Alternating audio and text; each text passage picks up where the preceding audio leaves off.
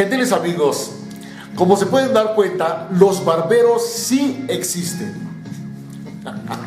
y hacen milagros. Entonces, si los barberos existen, los peluqueros existen, pues es evidente que el Dios Todopoderoso existe. Lo que sucede es que yo no había acudido al barbero, y lo que en realidad sucede con todos y cada uno de nosotros es que no hemos acudido a este Dios Todopoderoso y a su extraordinaria y bendita palabra. Había prometido no hablar más de extraordinario, pero es que ¿cómo puede uno tratar un tema que está fuera de lo ordinario sin poder mencionar esa bendita palabra? Le ruego me disculpen y voy a hacer todo lo posible por modificar o cambiar esa palabra. Resulta que la mujer samaritana estaba platicando con Jesús el Cristo, y Jesús el Cristo le dijo: bien has dicho con verdad. Cuando la mujer samaritana le dijo que no tenía marido, porque le dijo: 5 maridos has tenido, y el que ahora tienes no es tu marido. Esto has dicho con verdad. La mujer samaritana le dijo: Señor, me parece que tú eres profeta.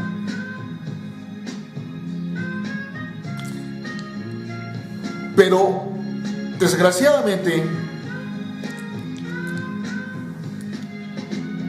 hay gente que todavía cree que hay profetas.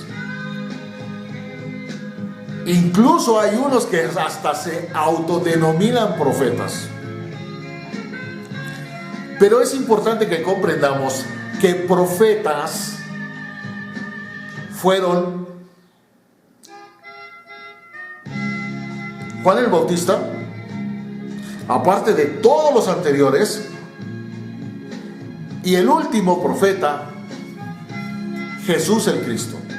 Y hay una razón muy importante para esto, queridos amigos, y es que a partir de que Jesús el Cristo ascendió a los cielos, se cumplió la promesa que nos dio de que nos convenía que Él se fuera, porque solo así podía enviar a su Espíritu Santo. Y precisamente por eso, queridos amigos, es que ya no existen profetas, y el último profeta es Jesús el Cristo. Ahora, nosotros somos profetas porque profesamos la palabra del Señor. Hebreos dice que nos mantengamos firmes en nuestra profesión de fe. Por eso somos profetas. Pero no como muchos dicen que llegó el profeta fulano y que llegó el profeta samangano, o como dicen también que el apóstol fulano y que el apóstol perengano, porque resulta, queridos amigos, que como vemos en la palabra de Dios, los números son importantísimos. Y Jesús el Cristo eligió 12 apóstoles, no 11, no 9, no 13, no 25, no 50, no 70. Y la razón por la cual Jesús el Cristo eligió 12 apóstoles, y que cuando Judas Iscariote se ahorcó, los apóstoles en el libro de los Hechos hablan de que iban a reemplazar al querido tesorero de Cristo, que era Judas. Y esa es otra historia maravillosa, porque Judas era el tesorero, el que guardaba los bienes. Y ahí fue donde justamente Satanás dijo: ¿de qué pie cojea mi querido Judas? ¿Cuál es su talón de Aquiles? Y eso es muy importante, queridos amigos, porque aunque el enemigo ha sido ya juzgado, aunque ya está apresado, utiliza mecanismos cuando estos dos no se ponen de acuerdo para empezar a crear una pelea, una contienda entre estos dos. Y ahí es donde somos todavía presos de sus iniquidades, de sus maquinaciones. Pero eso se los voy a resumir muy rápido. Jesús el Cristo eligió 12 apóstoles porque en el Antiguo Testamento eran 12 las tribus de Israel. Pero independientemente de eso, lo que tenemos que entender es que el número 12 es la columna vertebral sobre la cual se sustenta una verdad.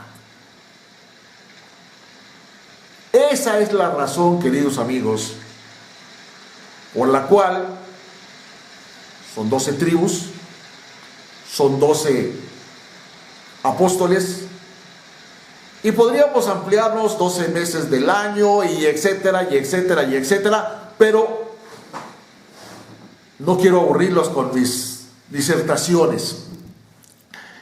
Pero lo que quiero que entiendan es que es una falsedad aquel que diga que es un apóstol de Cristo, porque el último apóstol fue Pablo, que se llamaba Saulo, y que Jesús el Cristo lo eligió ya no en lo físico, ya no vino como cuando estaba con Pedro, con Mateo, con Juan, con todos ellos, sino que ahora se le apareció, como lo vamos a ver en otro capítulo, para ver por qué Pablo se convirtió en un usurpador.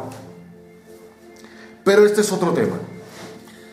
Pero la esencia de toda esta cuestión es que los apóstoles quisieron reemplazar a Judas. Y entonces, dice Hechos, que supuestamente le pidieron dirección a Dios, pero no esperaron la respuesta de Dios, porque si ustedes analizan el libro de Hechos se van a dar cuenta que se echaron un voladito para saber en cuál de los dos que habían escogido podía recaer. Y si les interesa este tema, los invito a que vayan al libro de Hechos. En los primeros capítulos ahí aparece el reemplazo de Judas. Pero la prueba está en que el único que puede elegir apóstoles es Cristo. Por eso, cuando viene don fulano y se quiere autonombrar apóstol, está siendo falso de toda falsedad. Y ahí es donde ustedes deberían de tener un alto y decir: aguas, aguas, cuidado, ojo, ese tipo te está nombrando apóstol. Ya lo que diga, aunque sea la verdad suprema, ya no sirve, no funciona. Aguas. Por eso Jesús el Cristo nos dijo que Satanás se disfraza de ángel de luz. Entonces, cuidado. Pero continuamos con la mujer samaritana. Dijo: Señor, me parece que tú eres profeta. Y ya vimos que le dijo: ustedes dicen que debemos adorar en Jerusalén. Y aquí hay otra cosa importante que les quiero comentar, queridos amigos, y es que resulta que no es un lugar, Jerusalén no es un lugar específico donde tenemos que ir a adorar a Dios. Como les comenté en los videos anteriores, Jerusalén deriva de dos extraordinarias palabras. Una dicha por Abraham y la otra dicha por Sem. Y Sem viene a representar al rey Melquisedec, que el rey Melquisedec es o era el príncipe de Shalem. Y aquí hay una fe de ratas que podría haber cometido en el anterior video, porque dije que la otra palabra era Shem. No, la otra palabra es Shalem. Entonces, Jerusalén deriva de Jireh Shalem. Pero Jireh es Dios proveerá, Shalem es perfección. Pero hay una cosa importante que caracteriza a Sem, el hijo de Noé. Y es que Sem fue un hombre muy estudioso, que él analizaba, o sea, intelectualmente y emocionalmente. Sem era un hombre muy inteligente, muy sabio. Y por eso representa a Melquisedec, el rey de Shalem, aunque en realidad Melquisedec, el rey de Shalem, viene siendo el mismo Cristo. Pero esto es complejo, queridos amigos, muy complejo. Precisamente por eso no quiero alargarme mucho. La esencia de todo esto es que el Señor le dice: mujer, créeme que la hora viene cuando ya ni en este monte ni en Jerusalén adorarán al Padre. Ustedes adoran lo que no saben, nosotros adoramos lo que sabemos, porque la salvación viene de los judíos, ya se los expliqué. Pero la hora viene y ahora es. Esa es otra cosa importantísima, queridos amigos. Nosotros tenemos que entender que Dios siempre nos está hablando de que vivamos en el aquí y en el ahora, no en el ayer, no en el mañana. Por eso Jesús dijo claramente: de cierto les digo, que cualquiera que ponga su mano en el arado y voltee para atrás no es digno de entrar al reino de los cielos. Pero entendamos, queridos amigos, que el reino de los cielos no es cuando vamos a subir al cielo y vamos a empezar a tocar arpa. No. Ese no es el plan de Dios. El plan de Dios es que solo por hoy estamos en esta hermosa tierra, solo por hoy tenemos este precioso vehículo, y por lo tanto, solo por hoy vamos a hacer las cosas que debemos hacer. Pero entender que este vehículo, nuestra mente y nuestro corazón, tienen 5 mecanismos de comunicación, que son los 5 maridos de los que le hablaba Jesús el Cristo a la mujer samaritana. Y entonces debemos de entender, queridos amigos, que no podemos nosotros dejarnos gobernar, dominar por estos sentidos, sino que en realidad lo que deberíamos de hacer sería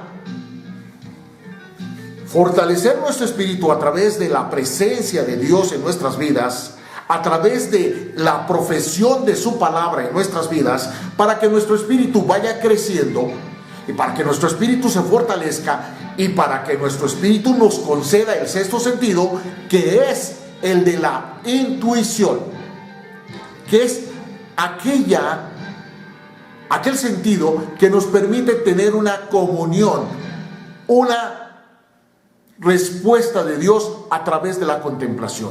Por eso la oración tiene, en el momento en que venimos delante de su presencia, el momento en que estamos en la meditación de lo que hablamos con el Señor, y el momento más supremo, que es el de la contemplación, que es cuando viene la respuesta de Dios.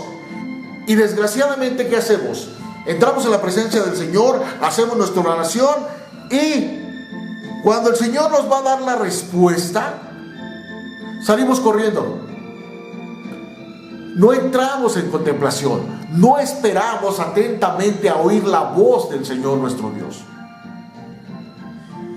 Y por eso se dan cuenta, queridos amigos, que las cosas más importantes de la vida se magnifican en tres: oración, meditación, contemplación. Espíritu, alma y cuerpo.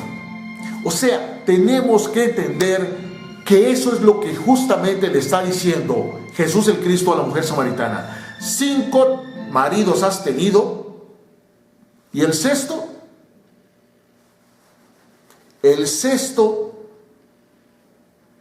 no es tu marido.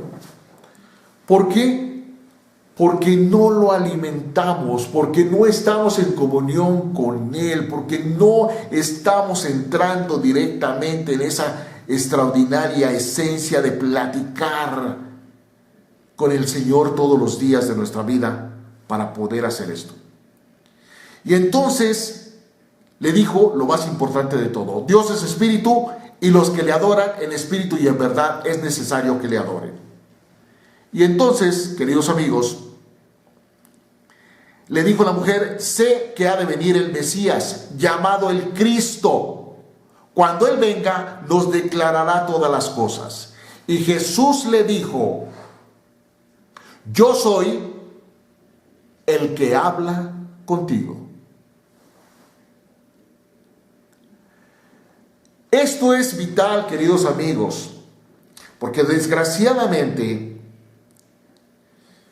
en mi largo caminar por todas las denominaciones religiosas, y principalmente las cristianas, comillas, porque en realidad no se deberían denominar cristianas, porque ellos no siguen a Cristo.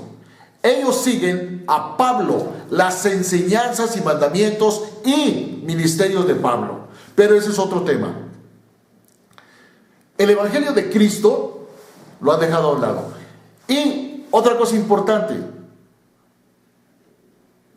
la mujer samaritana, ya con la unción que tenía, ya con su espíritu despierto, le dice: sé que ha de venir el Mesías llamado el Cristo. Y también sé que cuando Él venga nos va a declarar todas estas cosas. Pero la tendencia que tenemos siempre a futurizar. Por eso también el Señor nos dice que no pensemos en el mañana. Tenemos que pensar en el aquí y en el ahora, en el hoy. Y entonces le dijo: yo soy el que habla contigo. Entonces, ¿qué sucede con las personas que hacen la oración y todo lo hacen en el nombre de Jesús? Y hay una cosa extraordinariamente importante, porque en el libro de Mateo, en el versículo 16 del capítulo 16, aparece algo muy importante que requiere de toda nuestra atención. Por más de que yo no quisiera ampliar mucho video, pues no puedo dejar de pasar estas cosas. Y dice en el capítulo 16 del versículo, desde el 13, dice: Pedro declara que Jesús es el Cristo.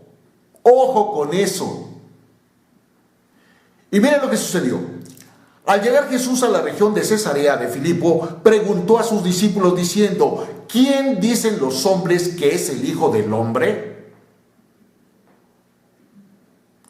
Ellos dijeron: unos dicen que tú eres Juan, que es Juan el Bautista, otros Elías, otros Jeremías y algunos de los profetas. Pero Jesús el Cristo preguntó: ¿y ustedes quién dicen que soy yo? Respondiendo Simón Pedro dijo: tú eres el Cristo, el Hijo del Dios viviente. Y si nos fuéramos a Marcos 8, del 27 al 30, y si nos fuéramos a Lucas, del 9 al 18 al 21, nos daríamos cuenta de la importancia que tiene esto. Pero todas las personas les han enseñado a orar en el nombre de Jesús, y allí está la trampa, queridos amigos. Por eso Santiago dice: pide y no recibe, porque piden mal. Pero ¿por qué no nos dan la clave espiritual? ¿Por qué no nos enseñan esto? Pues porque no les conviene, porque quieren que el hombre sufra, llora, padezca, se enferme, esté llorando, lleno de desgracia, lleno de pobreza, lleno de miseria, porque es la única manera en que puede venir don Sacalepunta a echarnos la mano. Y como vimos en otros capítulos que ya he grabado y que todavía no he podido subir, si nosotros recibimos ayuda de un ser humano, ese ser humano ya nos jodió, perdón la palabra, pero ya quedamos completamente comprometidos con él. Pero volvamos otra vez. Y entonces Jesús le respondió: bienaventurado eres Simón. No le dijo Pedro, sino le dijo Simón, hijo de Jonás, porque no te lo reveló carne ni sangre, sino mi Padre que está en los cielos. ¿Esto qué significa? No te lo dijo un hombre cualquiera, sino que la revelación que acabas de recibir no fue ni porque seas muy inteligente, ni porque seas lo máximo, ni porque seas el pescador más chipocludo y encebollado que hay aquí, sino porque te lo reveló el Espíritu Santo. Por eso, queridos amigos, es que tenemos que venir ante la presencia del Dios Todopoderoso para que nos revele la clave espiritual. Solo el Espíritu Santo, que inspiró esta bendita palabra, es el que nos puede dar la clave espiritual. No hay otro. Ni siquiera yo les puedo dar la clave espiritual. Y digo ni siquiera no porque yo ya me sienta la última Coca-Cola del desierto, valga el comercial, sino porque tienen que entender que la relación con Dios es personal. Por eso es que a veces no les doy versículos, ni les doy capítulos, ni les doy para que ustedes lo investiguen, porque lo que yo les estoy pidiendo, queridos amigos, es que sean ustedes, no aprendan a caminar agarrados de mi mano, porque entonces yo me voy a convertir en un bastón para ustedes o en una muleta para ustedes, y entonces estaría haciendo lo mismo de lo que he venido criticando. Y eso es lo que yo justamente no quiero. Y a lo mejor puede llegar el momento en que caiga en eso, pero Dios me libre y me ampare, porque yo no estoy aquí para hablar de mi sapiencia suma, ni de mi grandeza, ni de lo inteligente que soy. No. Yo estoy aquí para cumplir la gran comisión: ir por todo el mundo y predicar el evangelio a toda criatura. Y para concluir esto, se los voy a narrar en un cuento, en una historia que espero que les agrade. La pueden investigar para que tengan la esencia misma de lo que pasó, porque a lo mejor yo no se las puedo narrar como es. Pero dicen que el hombre que viene a esta tierra es como aquel que salió a caminar hacia una determinada ciudad, pero en el camino, como era muy largo el camino, le agarró la noche. Y entonces intentó seguir caminando en medio de la noche, pero empezó a oír ruidos muy fuertes, empezó a sentirse muy asustado, y entonces, lleno de miedo, decidió refugiarse en algún lugar. Pero desafortunadamente no encontró ninguna cueva para refugiarse, y lo único que encontró fue un pozo. Entonces se asomó al pozo y se dio cuenta que del pozo, de una de las paredes del pozo, salía una rama. Entonces decidió bajarse al pozo y sustentarse en la rama. Y estaba todo tranquilo cuando de pronto ve que aparece un ratón blanco y uno negro y empiezan a roer la rama de la que él estaba sostenido. Entonces se asustó al ver que los ratones estaban, uno blanco y uno negro, carcomiendo la rama o royendo, porque habrán algunos que me digan, no se dice carcomiendo. Bueno, entonces el asunto, mis queridos amigos, es que el hombre tenía claro que no quería salir a la superficie porque ahí lo asustaban. Entonces pensó y miró hacia el fondo y de pronto ve que 4 serpientes, ojo, 4 serpientes están saliendo de las paredes de el pozo.